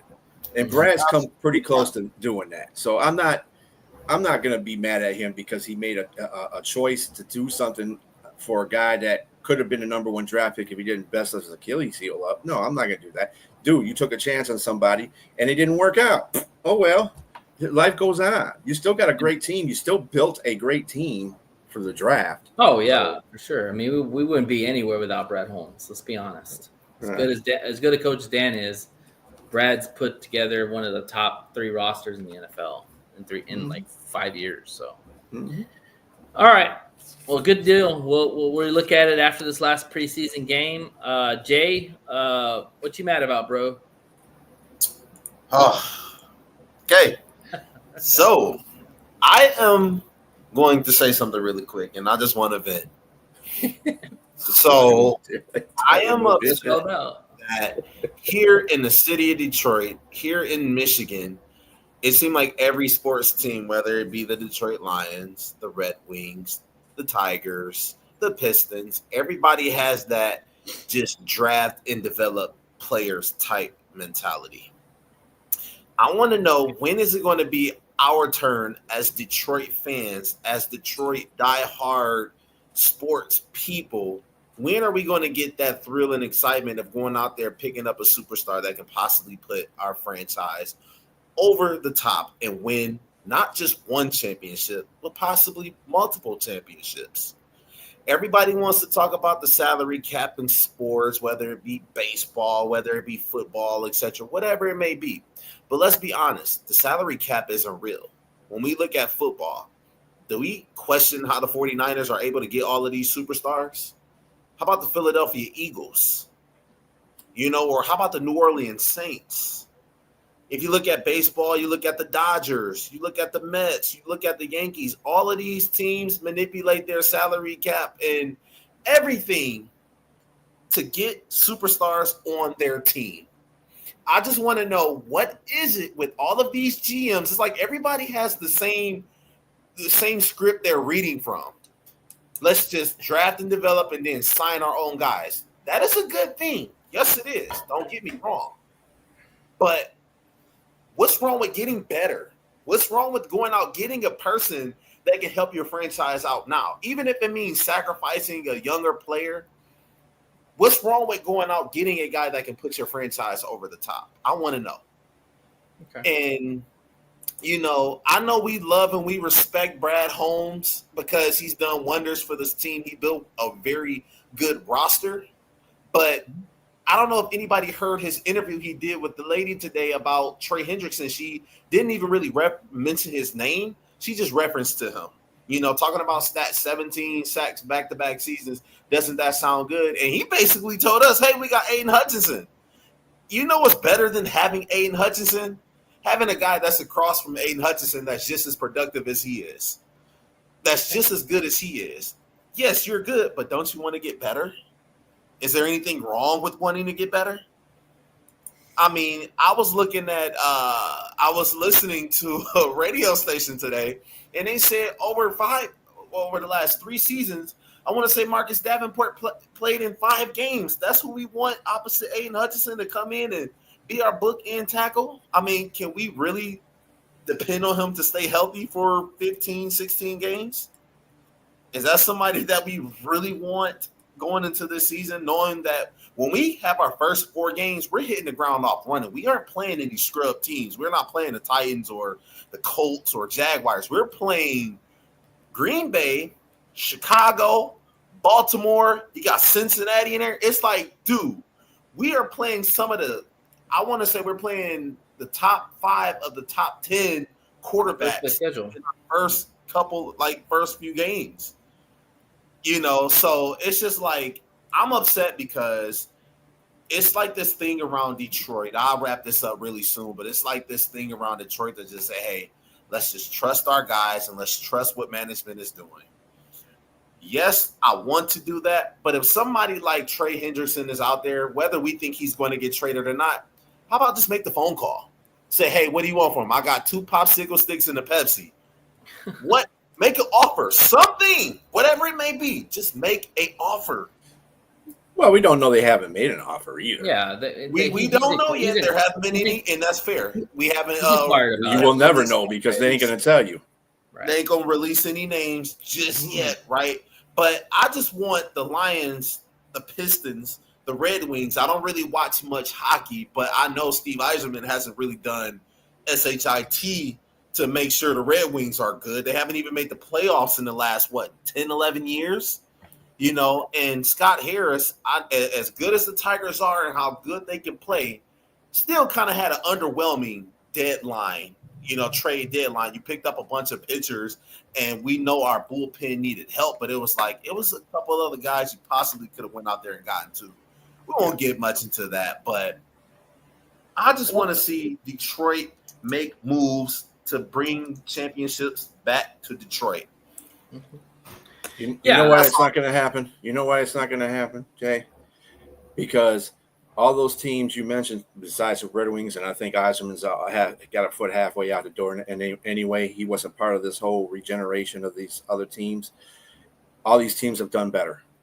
And as long as you do better on these teams, the Lions have improved every season. I'm just taking the Lions. They improved every season. They're not going to change that. And I'm going to tell you what, there's other teams that are just as good as the Lions. They haven't been to the Super Bowl. Buffalo's one of them, and Baltimore's the other one. And they've gotten some good players on their team, and guess what? They still haven't got to where they got to go.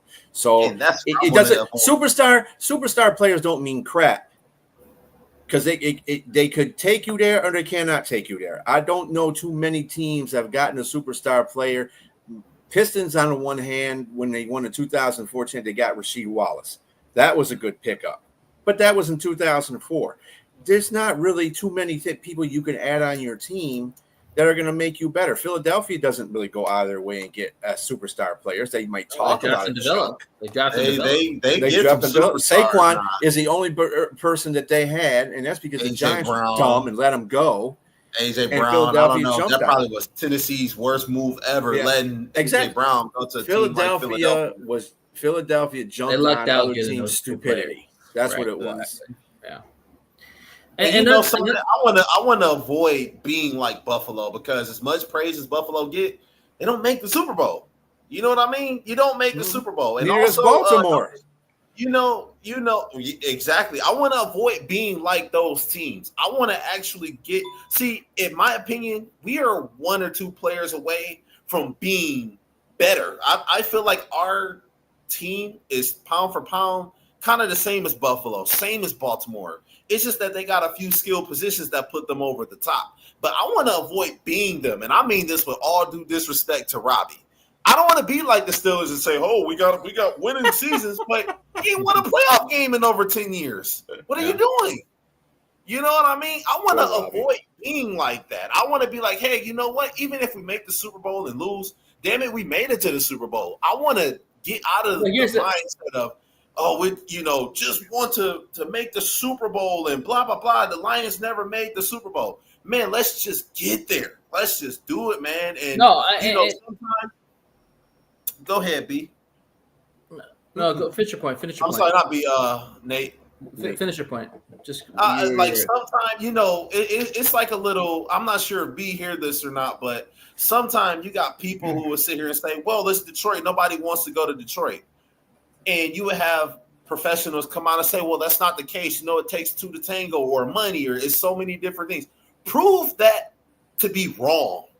Right? Prove that to be wrong. If it's somebody out there like a Micah Parsons, why not go out there and just try? I'm not saying that Brad Holmes didn't dip his toes in the water, but why not go out there and try?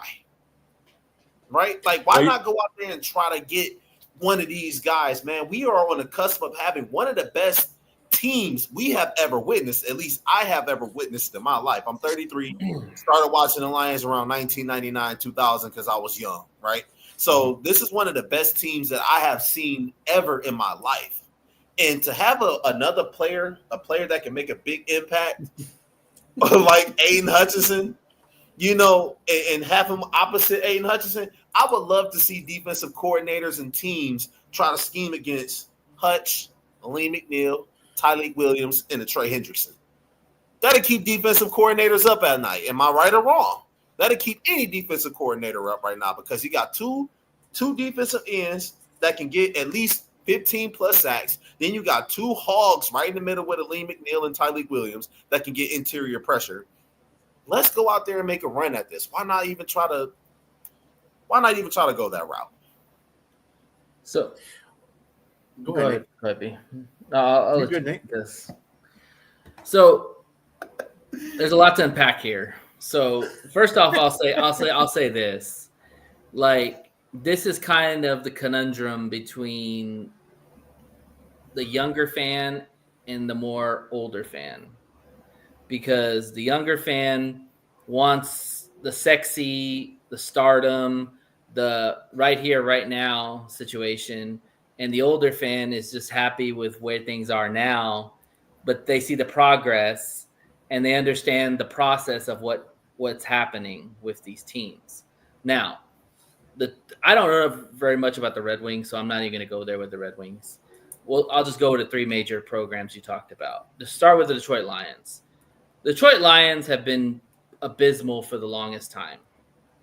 Like, all the young Lion fans, all they know is wins. But people like you, me, B, we all know 0-16. We all know bags over your head. We all know god-awful garbage management, whatever it is. So to see the success that they have now, I am totally fine with it, because they're doing it the right way. They're drafting players that they are extending that are superstars in the making. You can't tell me Aiden Hutchinson might not be a superstar. You can't tell me Gibbs is not going to be a superstar. You can't tell me that J-Mo couldn't be a superstar. Amon-Ra's already there. Like, you have guys on their team that are superstars, but they're just homegrown. They're just and they're doing it the right way. And the reality is, yeah, you want to say salary cap shouldn't matter, but it does. In football, especially, most of your rosters have about 30% turnover after the season's over, because you cannot keep all these players and pay them all the money they want and then expect to have a compatible franchise. Look at Dallas. Dallas is paying 4 players max money, and they have to fill their whole roster out with a bunch of guys that they can't even hit on draft picks. So you talk about a bad situation. You know, the Steelers, they get defense all the time. They don't put a lot of emphasis in their offense. That's why they struggle, you know. And then you look at the Pistons. The Pistons, they have a young core. You know, the reality is that you don't know what their identity is necessarily. And to put a superstar, does, like B says, it doesn't guarantee you that they're going to win a championship with that, because you have to look at the lay of the land. I'm sure increases your chances. It kind of does, but it also depends on what you're giving up for it and how that person fits with your team. You know, like, there's only certain players that you can actually say, okay, if you put this person on the Pistons right now, we're winning a championship or we're getting close to championship. Giannis. Those players, yeah, but those players are 30 plus already, or around 30 years old. It's a couple people we can name and be like, Jokic. Okay. Like, hey, they will put this team over the top for sure. Could you imagine Jokic and K coming out? But here's the thing, Jay.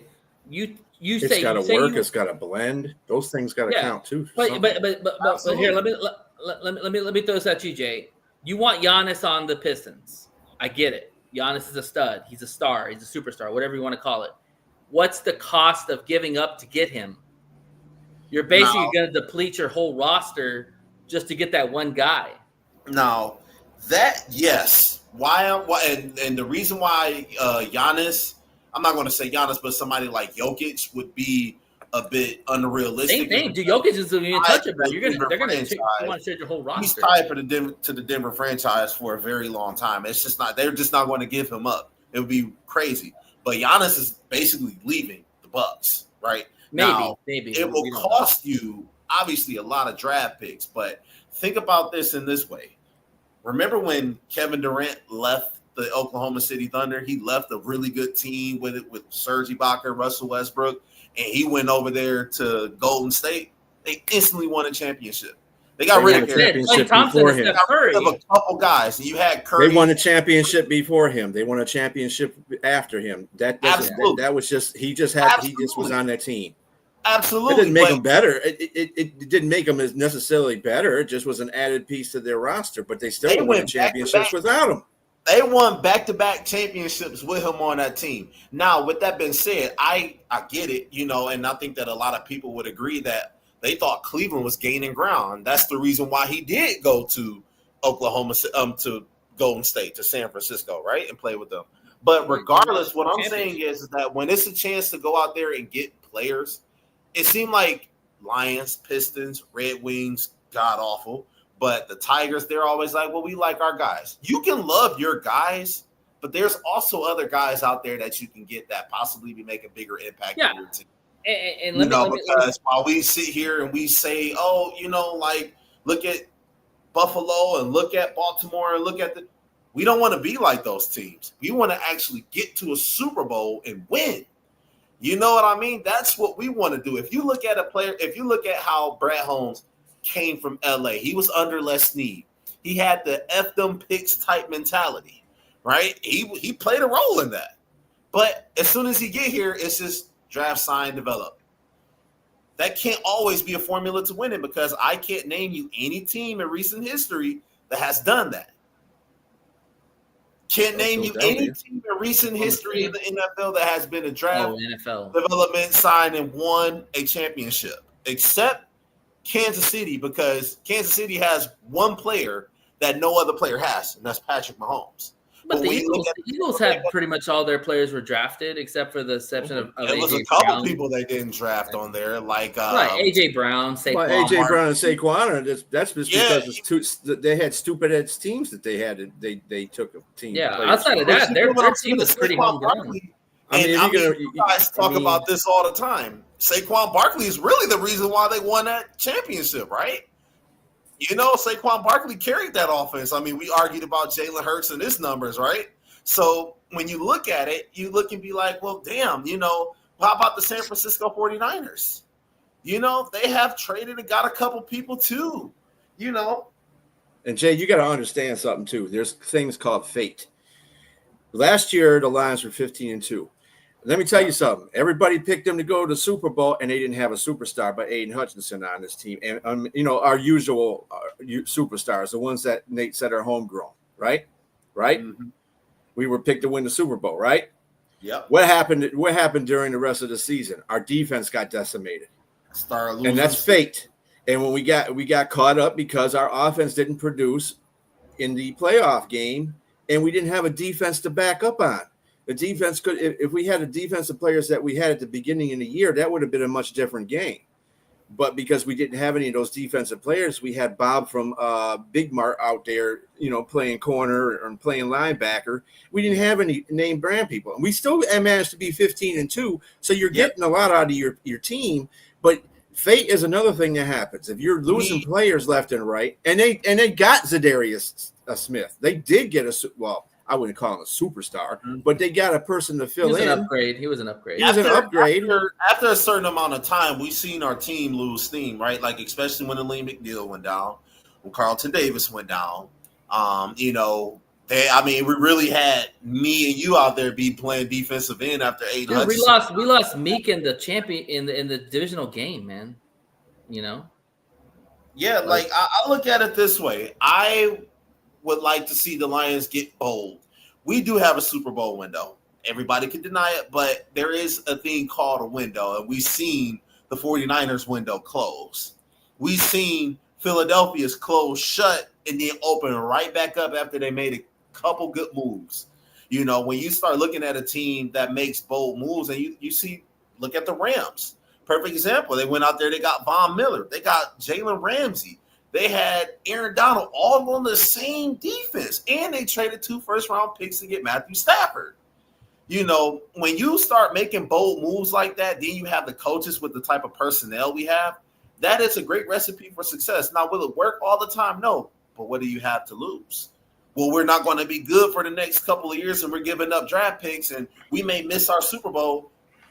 Unfortunately, to win Super Bowls, multiple Super Bowls, you got to win the first one first.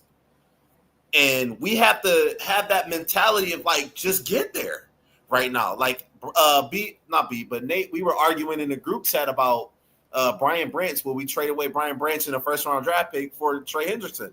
Hell yeah. Why? Because you still got Kirby Joseph. You still got a guy, Avonte Maddox, that can play safety. You still got Meek Robertson, right? You have a couple of good DBs. Now, Brian Branch, he does make a big impact on your defense. But if you have a guy like Trey Hendrickson that can get in the backfield in 2 seconds, wouldn't that give you enough time to be able to cover the receivers, right? Especially with the defense they run. I'm gonna play devil's advocate for a sec here. Let's say you do make that trade, okay? Okay. And you don't win a championship with Trey Hendricks. Now what are you feeling? You gave away one of your youngest chess pieces. Run it back. Trey's 31 years old. How much more are you running it back with him? You can run it back at least another 2 years with him. Maybe. At least another 2 years. And it's not like Brian Branch is the only safety or only good safety that's going to be coming out of college. It's a lot more good. It's a lot more safeties out there that's going to come out. I mean, and at some point, that's what the Lions are going to have to do, because when you talk about paying Gibbs, paying JMO, paying Aiden, paying Branch, you're going to have to let some players go. You're going to have to trust your GM to draft well. Absolutely. You know? Absolutely. And that's with that. Yeah. I'm just gonna leave this last point, and then we'll wrap it up. But basically, and I agree with this 100%. When you have a GM that drafts well and knows how to construct the roster and make smart moves, your window is always open. Period. Like, when you don't draft well, when you miss on players, when you don't get the right players, that's when your window closes because you have more influx than you have success. As long as Brad drafts well and extends the players he needs to extend, the Lions will be formidable for a while. At least as long as Jared Goff's our quarterback. After Jared Goff leaves, I don't know. We'll have to see. Right. And I mean, who knows how long that's going to be. But regardless, I want to have the championship type mentality of saying do whatever it takes to win. They want to win. I've never seen a Super Bowl. Everybody wants to win championship. It's a shame that I've seen a Super Bowl been hosted here before I seen my team in the Super Bowl. That is a shame. You know what I mean? And with that being said, I want to see the Lions in the Super Bowl. I have a 91-year-old grandfather that has never seen a Super Bowl. I get it. His team in the Super Bowl. Out of 91 years, never seen this team in the Super Bowl. Championship, yes. Super Bowl, no. I got you. So, if he's 91 years, he's seen the Lions in a Super Bowl. It just wasn't called a Super Bowl. It was called a championship. Yeah, it wasn't a Super Bowl era. But, you know what I mean? And that was, and I don't want to crap on my team, but, that was before we were, like, merged with other entities, right? I got you. But regardless. Still a championship, regardless. Yeah, it is. So but regardless, I want to see a championship, man. I want to see a Super Bowl here. No, I get it. I think the Lions, Pistons, Red Wings, Tigers need to be bold. So that's said. All right, man. Well, thank you very much for that. We're gonna go ahead and wrap up the show. Shout out the people that have been on here. Thank you, yes, Rumble. Sir. Rumble, Robbie, of course. Yep, all the time. Rumble, about the only two minutes. Yeah, Rumble. Good to see you, man. Gotta get you on here one day. Gotta pop in one of these days, brother. Right. I didn't see Brent. What happened to Brent? It was a no-show today. Yeah, Brent. And our Liz didn't show up today. Yeah, she's got to do stuff. Yeah. But anyway, we gotta get the hell up out of here. Yeah, it's been a good show. Next week, we'll have our NFC North debate. That should be fun. It's either going to be us debating the North ourselves, or we hopefully have some guests. So it should be a good time. Please always like and subscribe for the show. And as always, fuck the Packers, fuck the Vikings, fuck the Bears. This is the One Ass Cheek, Three Toes signing off. Have yourself a blessed evening. We'll see you on the other side next Tuesday. Bye-bye. Peace. Peace.